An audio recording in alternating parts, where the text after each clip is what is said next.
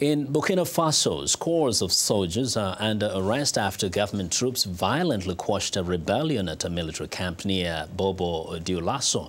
Authorities say 7 people were killed and 33 injured before the mutiny was stopped by a joint force of presidential guardsmen, commandos and police.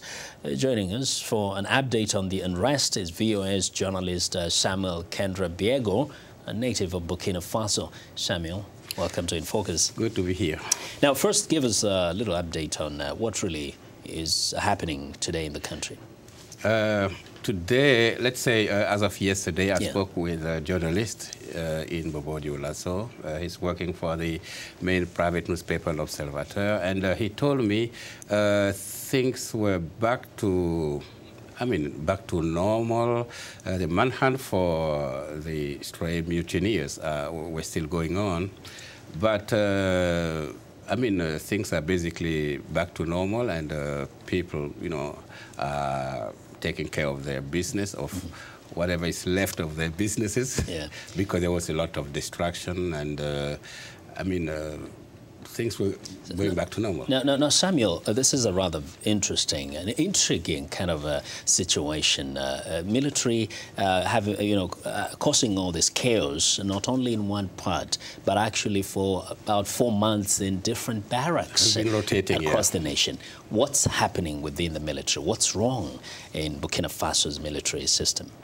Actually, nobody knows for sure, Vincent, because they are claiming financial compensations and wage increases, but we still, need to know if there is something behind it. The first time, there were complaints about moral issues. The first time they went on rampage, that was in Ouagadougou, to protest the incarceration of a soldier who was sentenced by a tribunal, a civilian tribunal, because of a conflict with a civilian. And they were released, by the way. And then it moved to Fadanguma in the eastern part of the country. They went on a rampage. That was to free a soldier.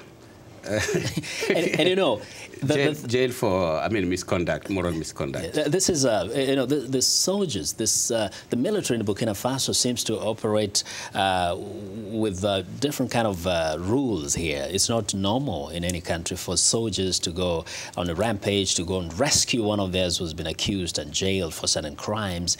From what you hear, does the conduct of the soldiers in the last few months now kind of concern those in authority? Does it present a kind of a threat to the stability of the government of Mr.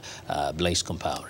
Actually, what's happening is that the civilians are those who suffer of what's going on, because even when the presidential guard, had its own demonstrations, they didn't threaten in any way the president or anyone else, in government.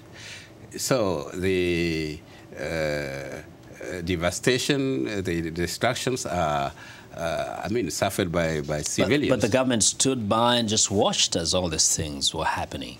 Yes. To helpless citizens.